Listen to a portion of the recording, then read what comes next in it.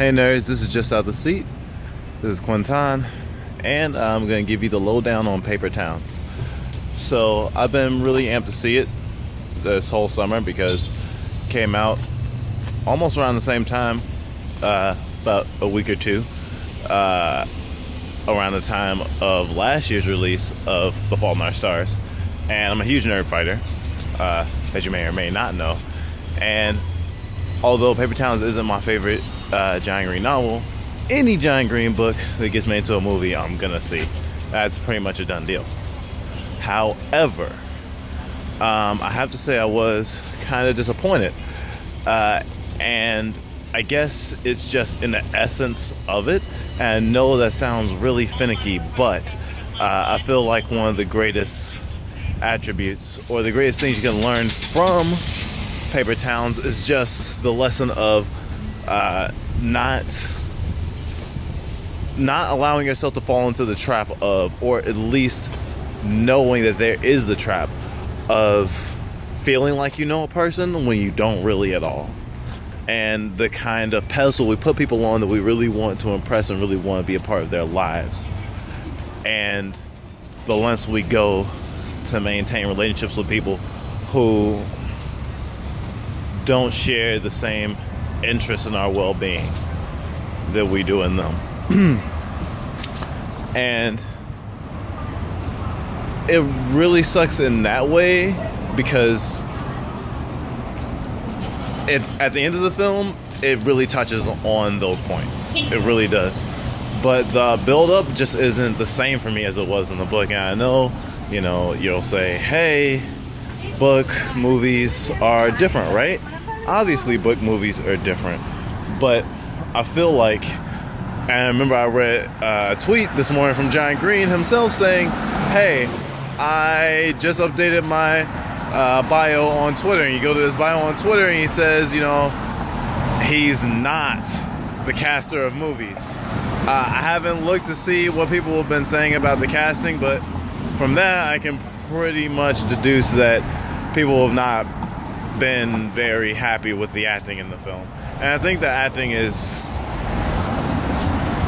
not stellar, but it's not bad. It just is, I guess. And it fits into that realm of, the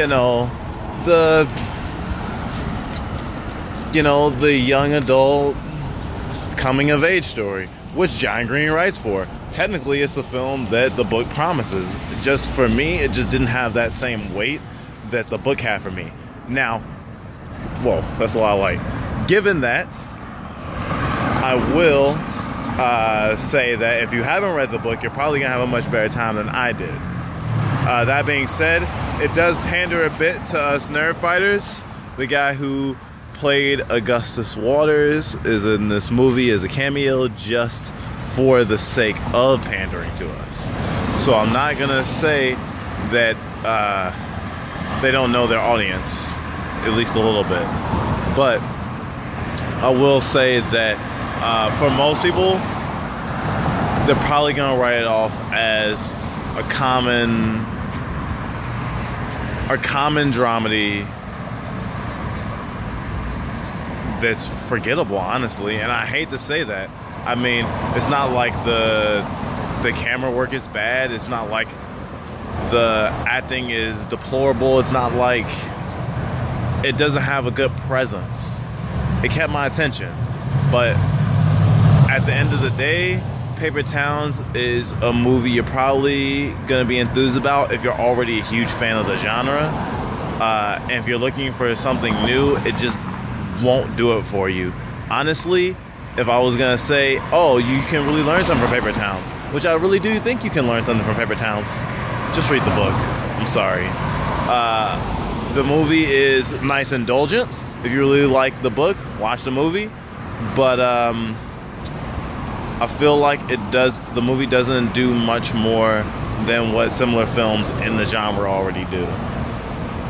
And as a huge fan of John Green, it totally disappoints me to say that, but I'm gonna be truthful with you nerds. I'll probably see you again to make some notes. But other than that, It's something that I'm gonna add to my collection probably, but not something I'll indulge myself in very much. See you later, nerds. It was good having you.